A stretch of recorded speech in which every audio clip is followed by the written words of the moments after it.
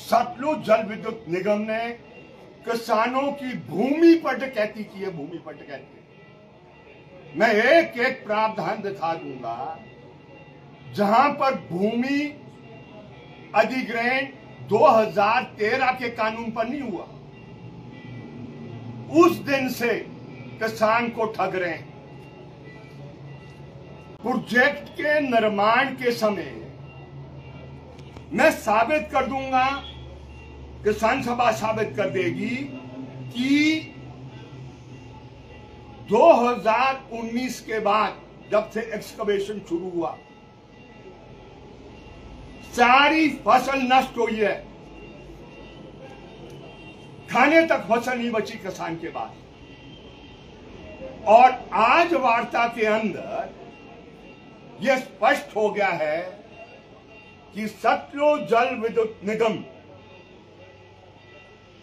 मुआवजा देने के लिए तैयार नहीं। जो अफेक्टेड पंचायत है उसके लिए भी मुकर रही है। उस पॉइंट से, जिस पॉइंट से नाप न पाई हो गई है, आज उसका स्टेटस रिपोर्ट मांगना चाहते हैं। उसका मतलब है ये इच्छा शक्ति इनका प्रोजेक्ट बनाने का नहीं है।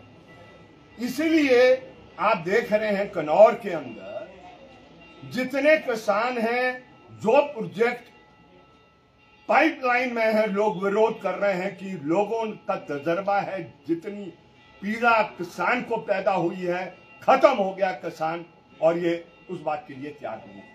इसलिए हम सिद्धांत पर खड़े हैं और जिस दिन ये लोगों की पीड़ा को समझेंगे उस दिन ये क्या कहते हैं, एक नई तस्वीर आएगी। जब तक ये लोगों की पीड़ा को नहीं समझेंगे ये संघर्ष जारी रहने वाला है।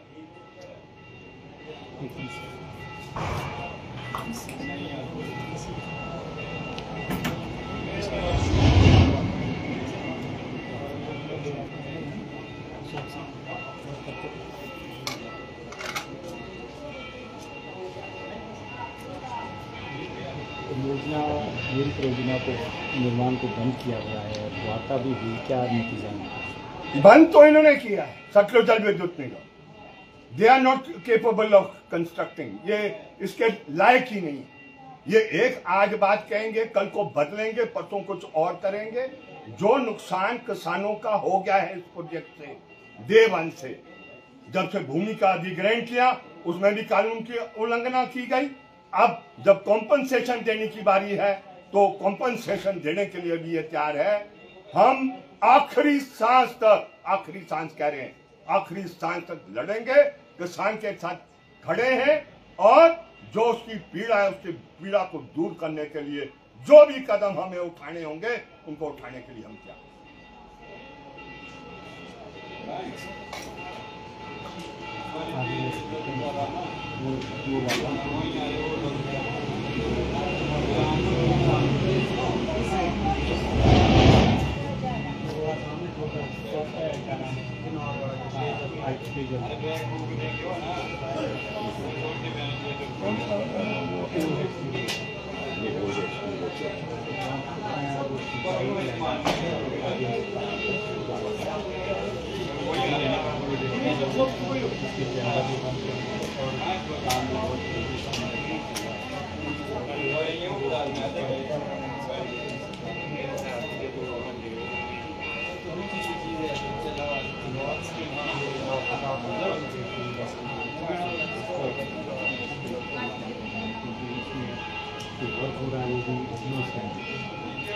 देखिए नेगी जी, मैं गया हूं और फोन भी लोगों के आए हैं।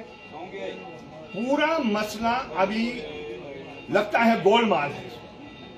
एक तो बात है कि ये पुराना एसटी रोड है, धरोहर है, और यही नहीं, मेरी जानकारी के मुताबिक इस एसटी रोड, पुरानी एसटी रोड को ये नए सिरे से बनाने का भी एक ये स्कीम है सरकार की। लेकिन ये जो कंपनी आई है, ठेकेदार आए हैं, कहां से उठ के आगे है, बीच रोड में पाइप बिछाई है।